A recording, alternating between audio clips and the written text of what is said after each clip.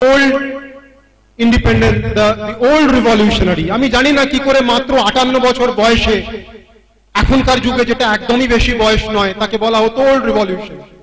কিন্তু তাদের দ্বারা তারা সেটি সামলাতে পারছিলেন না এবং আজাদ হিন্দ ফৌজের মধ্যে আইএনএর মধ্যে এমন একটি সমস্যা হয়েছিল যে আইএনএ ভেঙে যাবে। সেই সময় নেতাজি সুভাষচন্দ্র বোস পৌঁছেছিলেন প্রথমে জাপান এবং 4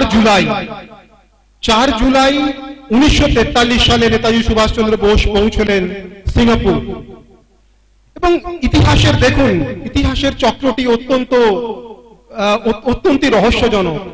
সেই 4 জুলাই 1911 সালে বীর সাভারকর আন্দামান নিকোবরে তাকে আনা হয়েছিল 2 জন্মের কারাদণ্ড দিয়ে, এবং নেমেই সাভারকর দেখে আন্দামানের দূরে লক্ষ্য করে বলেছিলেন যে এই ভারতবর্ষের এখানে যদি আমাদের একটি নেভেল বেস থাকে কিরম হয়। এবং জেনে খুব আশ্চর্য হবে যে 50 বছর, অর্থাৎ সাভারকর যদি সত্যি জেলে থাকতেন 50 বছর পরে তিনি যখন মুক্ত হতেন, আসলে তখন ভারত স্বাধীন হয়ে গেছে, 1961 সালে সেদিন নেভেল ডক তৈরি হয়েছিল। এবং 1940 সালে সুভাষচন্দ্র বসু যখন দিগ্ভ্রান্ত ছিলেন যে তিনি কি করবেন, তিনি 22 জুন সাভারকর সদনে গিয়েছিলেন এবং সাভারকরের সঙ্গে দেখা করেছিলেন। একটি দুর্লভ ছবি পাওয়া যায়, আমি 2 দিন আগেই সেটি ফেসবুকে শেয়ার করেছি। বীর সাভারকর তাকে বলেছিলেন যে তুমি ভারতবর্ষে থেকে ওই ছোট ছোট কাজের মধ্যে, হলওয়েল মেমোরিয়াল অপসারিত করা, এসবের মধ্যে তুমি থেকো না, you better go out of India. Rashbehari Bose, যিনি জাপানে ছিলেন, তার সঙ্গে তার যোগাযোগ ছিল বৌদ্ধ সন্ন্যাসীর মাধ্যমে। সুভাষচন্দ্র বসুকে তিনি প্রথম প্রেরণা জুগিয়েছিলেন যে তুমি ভারতবর্ষ থেকে বেরিয়ে যাও এবং ভারতবর্ষ থেকে তুমি পৌঁছো, First World War, Second World War শুরু হয়ে গেছে, তুমি জার্মানে যাও, তুমি জাপানে যাও, তুমি সেখান থেকে কিছু করার চেষ্টা করো। তোমার মতো একজন মানুষ এই দেশে ছোটখাটো কাজ করে, ছোটখাটো আন্দোলন নিয়ে থাকার মতো নয়। এটি সাভারকর পরবর্তীকালে বলেছিলেন। যদিও এখন এইটি তো গেল, আজাদ হিন্দ ফৌজ যখন তৈরি হলো, নেতাজি যখন সিঙ্গাপুরে পৌঁছলেন, তার কিছুদিন পরে আগস্টে আইএনএর নাম বদলে আজাদ হিন্দ ফৌজ রাখা হলো এবং সেই আজাদ হিন্দ ফৌজকে আবার তিনি সমগ্রভাবে এক করে আনতে পেরেছিলেন। যত দ্বন্দ্ব, ফ্যাকশনালিজম ছিল সেসব দূর হয়ে গিয়েছিল। এবং তিনি যে তার কয়েকটি যে সঙ্গীত বেরিয়েছিল, একটি কদম কদম বড়ায়ে যা, খুশি কে গীত গায়ে যা, এবং তিনি বলেছিলেন দিল্লি চলো। এবং আজাদ হিন্দ ফৌজ, এটি ঠিক যে তারা স্বাধীন ভারতবর্ষের মাটিতে তারা পৌঁছতে পারেনি, তারা পৌঁছতে পেরেছিল কোথায়? ময়রাঙে, তারা পৌঁছতে পেরেছিল কোহিমায়, তারা পৌঁছতে পেরেছিল আন্দামান নিকোবরে, যার নাম দেওয়া হয়েছিল শহীদ এবং স্বরাজ দ্বীপ। কিন্তু যখন হ্যাঁ, সেটাতে আমি আসছি, কিন্তু যখন আজাদ হিন্দ ফৌজ একটি দারুণ কাজ করেছিল, সেটি হচ্ছে ভারতের যে আর্মি ছিল, তার যে অনুগত্য ছিল ইংরেজদের প্রতি, তার শিরদাঁড়া সে ভেঙে দিয়েছিল।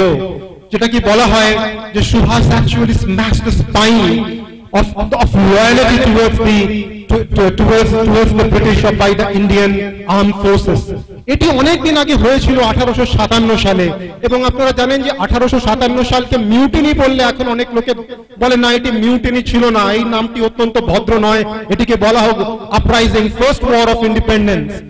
কিন্তু মিউটিনির জন্যই কিন্তু ইংরেজরা ভয় পেয়েছিল। যদি সাধারণ কিছু মানুষ এসে লড়তে আসে, তাদের ভয় পাওয়ার অত কারণ নেই। কিন্তু যারা বন্দুকধারী, তারা যদি বিদ্রোহ করে ইংরেজদের বিরুদ্ধে, তাদের সেইখানে ইংরেজদের ভয় বেশি ছিল। ঠিক সেই রকমই ঘটেছিল যে 90,000 মানুষ যারা ইংরেজদের বিরুদ্ধে, তারা বন্দুকের নল ইংরেজদের বিরুদ্ধে করে দিয়েছিল। আপনারা জানেন যে ভারতবর্ষে ইংরেজ আর্মি তৈরি হয়েছিল পলাশির যুদ্ধের মাত্র কিছুদিন আগে, তৈরি করেছিলেন লর্ড ক্লাইভ।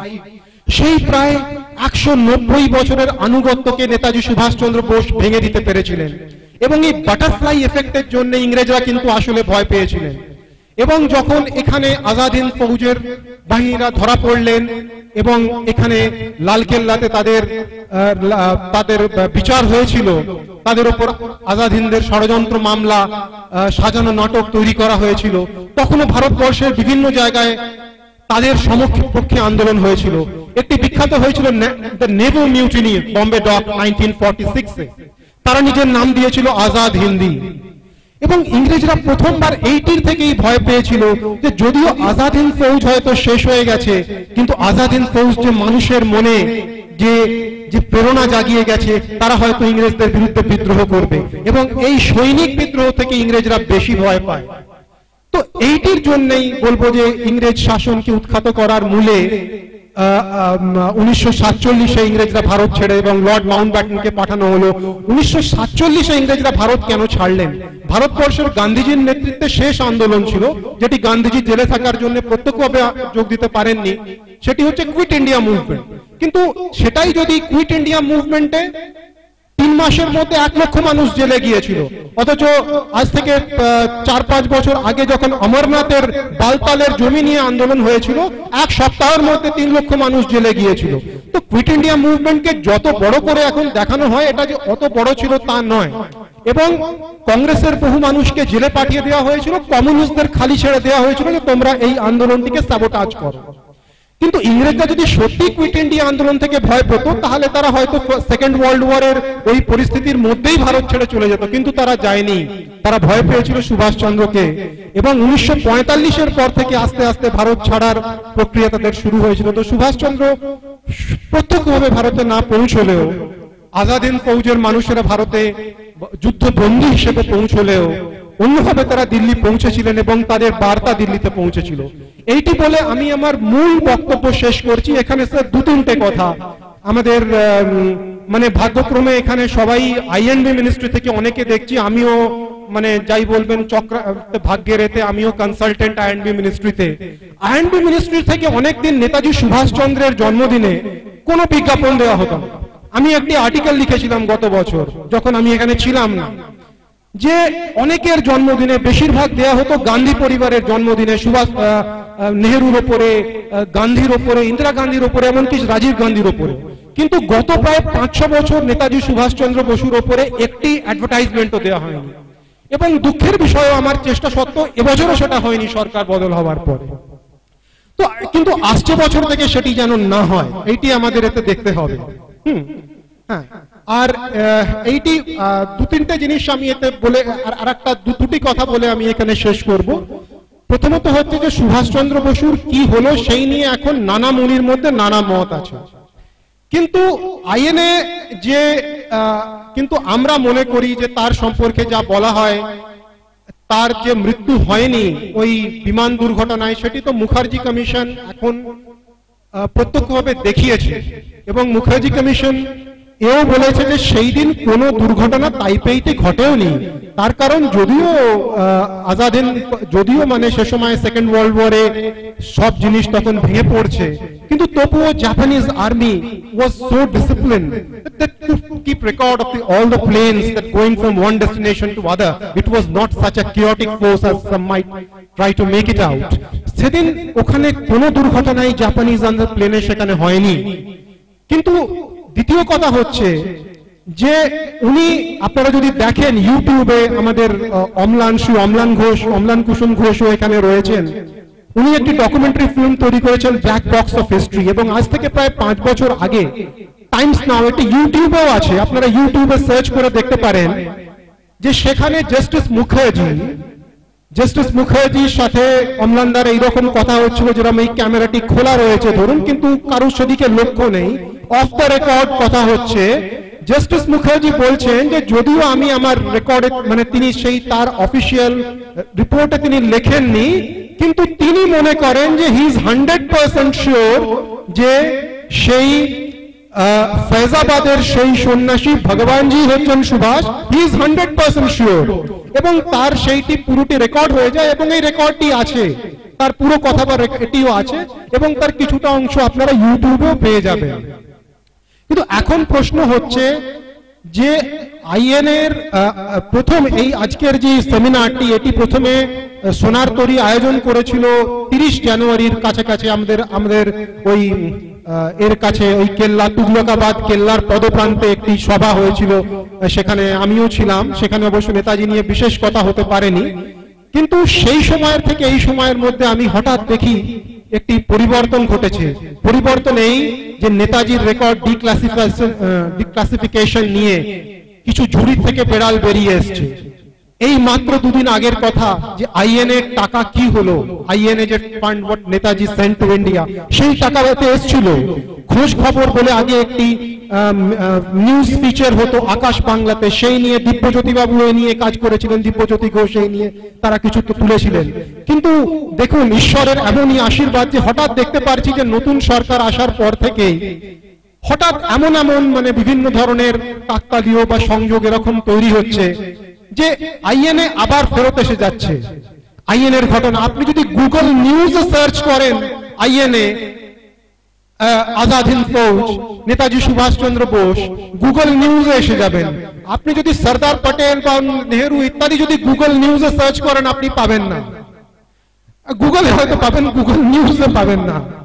কিন্তু নেতাজিকে এত কিছু করার পরেও আমার মনে হয় যে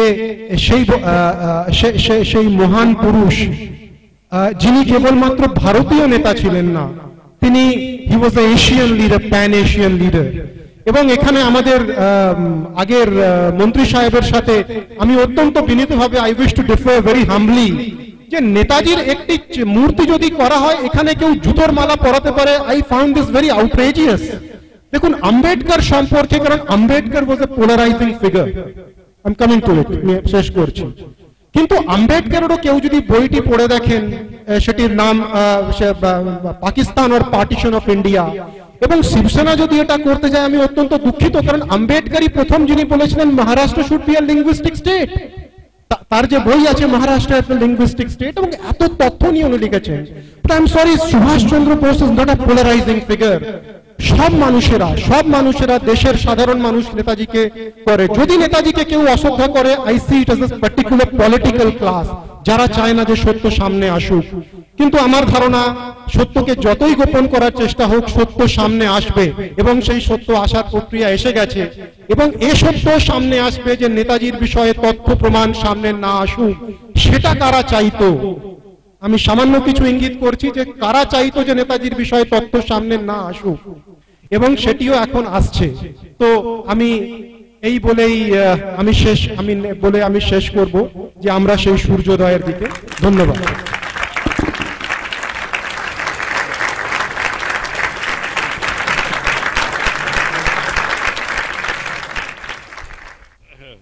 মিস্টার প্রিয়দর্শী দত্ত অপূর্বভাবে বলেছেন, এবং অনেক কিছু সময়ভাবে আমরা জানতেও পারলাম না। আজকে আমাদের মধ্যে আছেন আইএনএ ট্রাস্টের সেক্রেটারি এবং আমাদের এখানকার চিফ অ্যাডভাইসার কালী মন্দির সোসাইটির ডক্টর আনন্দ মুখার্জি। এবং আমি ওর সম্বন্ধে বলতে পারি যে সমস্ত কথা মিস্টার কেপি সিং সাহেব বললেন, সেই জিনিসে অলরেডি আনন্দবাবুর মানে প্রচেষ্টায় আমরা এখানে ওইরকম ধরনের আলোচনা চক্র চালাই, এবং আরো অনেক কিছু স্বচ্ছ ভারত এবং সেই সবগুলো উনি আমাদের ডাইরেকশন যেরকম ভাবে দিয়েছেন সেই অনুযায়ী অলরেডি আমরা অ্যাকশন নিচ্ছি, এবং স্কুলে গিয়ে বিভিন্ন এদের ছাত্রদের অ্যাড্রেস করারও প্রচেষ্টা নেওয়া হচ্ছে। ধন্যবাদ। পুরো নর্থে কোথাও চলে যান, আমি হিমাচল প্রদেশ যান, আপনি দক্ষিণ ভারতে যান, পশ্চিমে যান, সারা ভারতবর্ষতে ওই মানুষটার ছবিটা সব জায়গায় আমরা দেখতে পাবো, আর ওই মানুষটাকে লোকে আপ্রাণ ভালোবাসে। তা সেই জন্যে আজকের দেশে অমর, এই যে অমর যারা বলি, এই আইএনএ আর নেতাজি সুভাষ এই চিরকাল ভারতবাসীর মনে অমর হয়ে থাকে। দে আর দ্য রিয়াল অমর, যে এদের কেউ মানুষ বলতে পারে। তাদের সেই অমরত্ব, তাদের সেই ভিশন, সেইটা আজকে আমাদের স্মরণ করার জন্য আজ আমরা এখানে সমবেত হয়েছি। আজকে ভারতবর্ষে যে চেয়ার যেটা হয়েছে সেটা দেখে নেতাজি সুভাষ আইএনএ ট্রাস্ট ওই জন্যই ক্রিয়েটেড হয়েছিল যে আমাদের ডিগ্রেডেশন ইন দ্য সোসাইটি, সেইটা দেখে যে মানুষকে সত্যি কথাটা বলবার যে স্পর্ধা সেটা দরকার। মানুষ জানুক যে আজকে যে নেতাজির যে কন্ট্রিবিউশন, আজকে ভারতবর্ষে যে স্বাধীনতার মধ্যে তার যে কন্ট্রিবিউশন কেউ জানে না। ইয়াং পিপল আমরা মাঝে মাঝে এখানে মিটিং করি, আজকেও দেখেছিলেন lot of young children were there. আর যখনই করি আমি দেখি young children they always say আমরা তো এই কথাটা জানতাম না। এই জন্য আমরা আজকে সারা ভারতবর্ষ যুগে নেতাজি সুভাষ আইনের ট্রাস্ট এটা তৈরি হয়েছে। দিল্লিতে আমাদের 4টে ইউনিট হয়েছে, একটা New Delhi unit, south Delhi unit, west Delhi unit, east Delhi unit. Very recently east Delhi ইউনিটের আমরা তো নিউ দিল্লি ইউনিটের আমাদের lot of programme we are having one after and there we are some days only a couple of months back we had an essay competition of Netaji's যে তার adventurism আর তার patriotism এর উপর we asked the children up to class 12. I think that we asked them to write an essay, and that essay about 30 students they competed from different schools, and fortunately about out of 30, 10 gave their paper in English, some in about 8 or 9 in Hindi, and the rest in Bengal. And we gave prizes to all of them.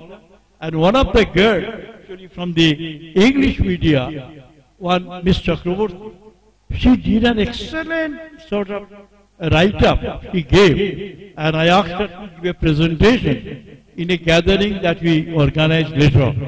And we gave prizes to all of them. Last month we had a program at Sarita Vihar, that is the East Delhi, they organized a program. Next month we are having some program in Saket, as well as we are having at Janakpuri. Janakpuri you are organizing one program. Now, next to that it will be in Bikashpuri. So one after another we are having program throughout Delhi, and here about 2 hours, 1.5 to 2 hours program will always be there. There we try to the spirit, the Netaji spirit and the vision that we had.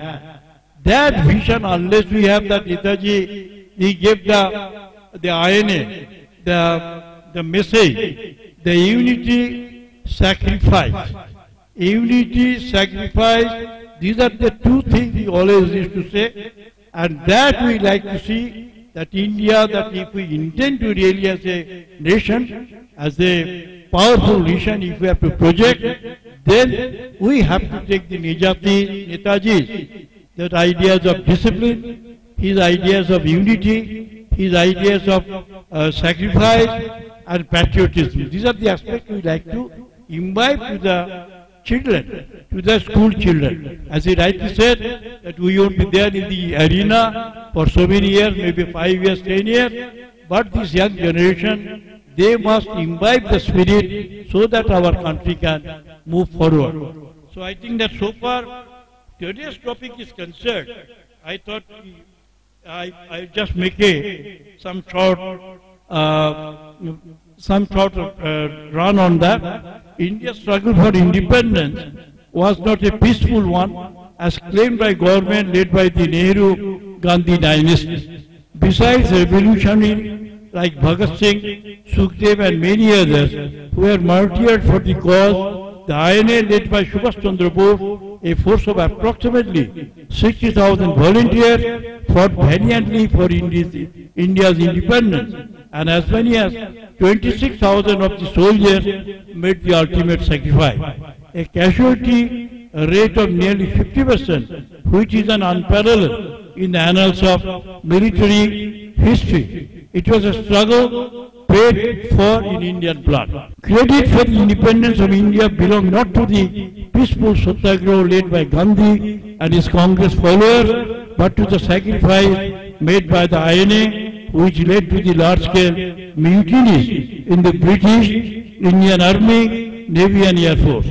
The Navy mutiny involved more than 20,000 sailors, 72 warships and shore establishment. The British came to a wise conclusion that it is better to cut their losses in India rather than face death at the hands of Indian soldiers whose conscience had been awakened by the deeds of the Azad Hind Fauj and Netaji Subhash at the hands of Azad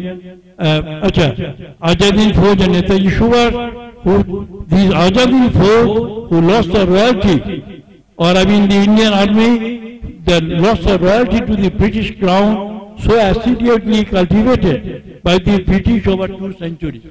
But for 200 years, the British tried to get them the loyalty to the crown of England, but somehow after the INA trial, and the whole thing evaporated, and every Indian soldier, they really understood that this is the what we really missed, and we have been really misled all this while. I think this is the time we must make a revolt, and one Mr. Datta, I think he was the person to naval mutiny, he was the chief architect of that, and he says that today, if we had a leader like our Netaji Subhash, I think that we can get the independence right from here on. So in any case, I think before concluding, I'll skip with a little bit of humor. That soon after getting freedom from British rule in 1947, the de facto Prime Minister of India, Jawaharlal Nehru, called a meeting of senior army officers to select the first general of the Indian Army.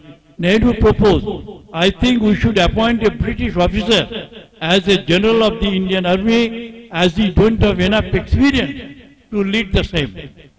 Having learned under the British only to serve and rarely to lead, the civilian and men in uniform present nodded their heads in agreement. Your attention please. Acha, Nehru proposed, Nehru bollen, I think that we don't have the experience, we should appoint a British officer as general of the Indian Army, as we don't have enough experience to lead the same. Having learned under the British only to serve and rarely to lead, all the civilian and men in uniform present nodded their head in agreement. However, one senior officer, Nathu Singh Rathore, asked for permission to speak. Nehru was a bit taken aback by the independent streak of the officer, and though he asked him to speak freely, and Rathore said, you see sir, we don't have enough experience to lead a nation too. Should we not then appoint a British person as the first Prime Minister of India? After a pregnant pause, Nehru asked Rathore, are you ready to be the first general of the Indian Army? Rathore declined the offer, saying, sir, we have a very talented army officer, my senior, Lieutenant General Cariappa, who is the most deserving amongst us. This is how the brilliant General Cariappa became the first general, and Rathore, the first ever Lieutenant General of the Indian Army. So I think that is the type of attitude Nehru had of our countrymen, of our people, and I think that he got a really very fitting reply. That's from an army officer, and I salute the army officer who really are present over here. I compliment them that they have, and that is what the discipline they have, the courage. That courage we have to imbibe, and that is we can imbibe by getting the children, exposed to Netaji's ideas, Netaji's patriotism. The like a Ulkar Boto, he really ran from one continent to another. Shara Dunia, Europe থেকে Asia তিনি ঘুরে দৌড়ে বেরিয়েছেন এই ভারতকে স্বাধীন করার জন্য। আজকে তার উপর আমরা শ্রদ্ধা নিবেদন করে তাকে প্রণাম জানিয়ে আমার বক্তব্য শেষ করলাম। Thank you, Dr. Anand Mukherjee, for elucidating us on various aspects. Now, I stand here to propose vote of thanks for all the speakers. I'll just individually name them. Retired Mr. N.N. Gupta, VSN, for a wonderful talk. He was prepared for a longer one to educate us on various aspects and practical aspects and his experience. But we are feeling we're rather unlucky because the time did not because of the time constraints, we could not really do justice to his preparations. And I'm sure there will be subsequent occasions when we'll be able to organize this type of program. Then next was Mr. Bijan Ghosh, who is a lawyer and a busy lawyer. So Bijan Ghosh came and delivered, and also he has donated a wonderful book, Antarjatik Juddha Aparadhi Subhash Chandra Sahodharmini, the book to the library of KMS. It's a priced one. It's available from any shelf. I'll definitely tell him. It's the second edition which is coming up, told by him. Then the eloquent speaker, Ashok Sengupta, also gave wonderful talk and increased our knowledge. Thank you, Mr. Sengupta. Then Mr. K.P. Singh Dev, who had excellent knowledge not only of the people, those who are outside, the people, those who are inside also, and his interactions and I'm sure we look forward for a future deliberations when we'll be able to do justice to his. Thank you, Mr. Singh Dev. Then Mr. Priyodarshit Dotto, wonderful deliberation. Thank you very much. We look forward for another opportunity where we can assemble. Today, unfortunately, it coincides with Raja Ram Mohan Rai's birthday. So the people senior people had to come early, and they left early. I mean, this was the reason that we did not find much of the seats occupied. Nevertheless, thank you, Mr. Subhashish Datta, because he at least made it, even if it is for temporary period, the seats were filled in. And then I must also appreciate Mr. Vishwanath Agarwal, who is here with his gracious present. Thank you, Mr. Vishwanath Agarwal ji. Then Dr. Anand Mukherjee, our Chief Advisor and the Secretary of the Neshtaji Trust, who also addressed. And last but not the least, we are thankful to the Kali Mandir Society for allowing us to use this, and for that the Secretary of Kali Mandir Society, he is there. Thank you very much, sir, for your gracious presence as well as the magnanimity that which you extended to us. Thank you. Thank you all the audience. I know it's all the audience, and especially Mr. Subhashish Datta, who organized this Shonaturi and gave us an opportunity to organize this wonderful talk by the various speakers. Thank you very much. He will address for a moment. Thank you all, and it was a wonderful experience, and I'm sure one day we'll hold up will be the occasion when I'm sure Mr. N.N. Gupta will have no grievance for time constraint. আমি ভারতীয় ভাষার যতগুলো ভাষা আছে তার মধ্যে আরেকটি ভাষা, মানে তার ভাষার মধ্যে অন্যতম ভাষা বাংলা ভাষা। তো আমি ডক্টর সিংহ কথা মতো আজকে দিনে তো আমি বাংলা ভাষায় বলি, আমাদের এই বাংলা ভাষা। তো আমরা এই সোনারতরী সংগঠন হিসেবে আমরা মনে করি যে ভারতবর্ষের প্রত্যেকটি ভাষার মর্যাদা আছে। ভারতবর্ষে যতগুলো ভাষা, যতগুলো সংস্কৃতি, প্রত্যেকটি সংস্কৃতির আলাদাভাবে শ্রদ্ধা করতে শিখতে হবে, একে অপরকে শ্রদ্ধা করতে শিখতে হবে, একে অপরের ধর্মকে শ্রদ্ধা করতে শিখতে হবে। তাইলেই আমরা প্রকৃত ভারতবর্ষ তৈরি করতে পারবো, এটা আমরা সোনারতরী বিশ্বাস করি। সেই বিশ্বাসের উপর ভর করে আমরা মাঝে মধ্যেই সেমিনার করে থাকি। ডক্টর আনন্দ মুখার্জি আমাদেরকে যথেষ্ট সাহায্য করেন এবং ওনার সাহায্যে আজকে আমরা এই সেমিনারটা করতে পেরেছি। যদিও আমরা সঙ্গে সঙ্গে বাচ্চাদের সিট অ্যান্ড ড্র প্রতিযোগিতা চলছে, সন্ধে আগে আমাদের কবি সম্মেলন হবে এবং কবি সম্মেলন আমরা করছি শুধু বাংলা কবিতা নয়, ভারতীয় ভাষায় যে কোনো কবিতা আপনারা বলতে পারেন, স্পেশালি হিন্দি ইংরেজি হলে ভালো হয়, আমরা বুঝতে পারি সবাই। তাছাড়া যেটা করছি, সন্ধে গানের কম্পিটিশন আছে এবং রাতেই বলবো, কারণ 7:30টার পরে আর সন্ধে থাকে না, তো রাতে আমাদের সাংস্কৃতিক অনুষ্ঠান হবে। আজকে সাংস্কৃতিক অনুষ্ঠানের বিশেষ জায়গা যেটা নেবে ভারতীয় গজল। সুমিতা দত্ত আসছেন গজল গাইবার জন্য। আমরা অনুরোধ করব যে আপনারা আসুন। সেমিনার যেমন মনোজ্ঞ হলো, সমস্ত অনুষ্ঠানটাই মনোজ্ঞ হবে আমি আশা করছি।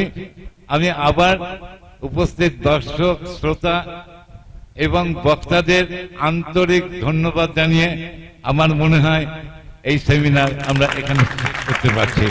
ধন্যবাদ। আজকের সভায় এখানেই সমাপন হলো। ধন্যবাদ সবাইকে।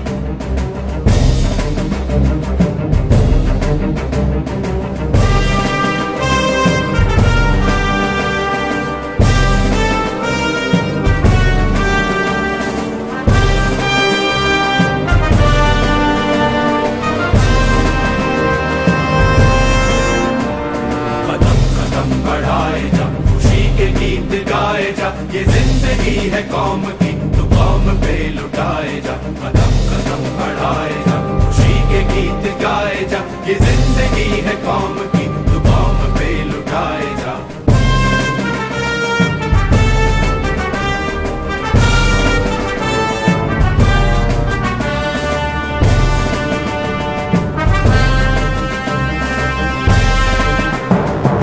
शेर हिंद आगे बढ़, मरने से फिर भी तू न डर, उड़ा के दुश्मनों का सर, जो से वतन बढ़ाए जा। तू शेर हिंद आगे बढ़, मरने से फिर भी तू न डर, उड़ा के दुश्मनों का सर, जो से वतन बढ़ाए जा। कदम कदम बढ़ाए जा, खुशी के गीत गाए जा।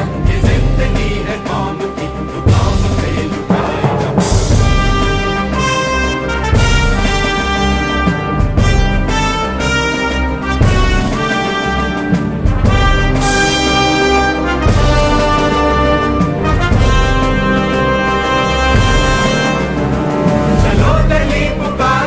हमें निशान संभाल के, लाल किले पे गाड़ के, लहराए जा लहराए जा। चलो दिल्ली पुकार के, हमें निशान संभाल के, लाल किले पे गाड़ के, लहराए जा लहराए जा। कदम कदम बढ़ाए जा, खुशी के गीत गाए जा। ये जिंदगी है कौम की, तो कौम पे लुटाए जा। कदम कदम बढ़ाए जा, खुशी के गीत गाए जा। ये जिंदगी है कौम की, तो कौम पे लुटाए जा।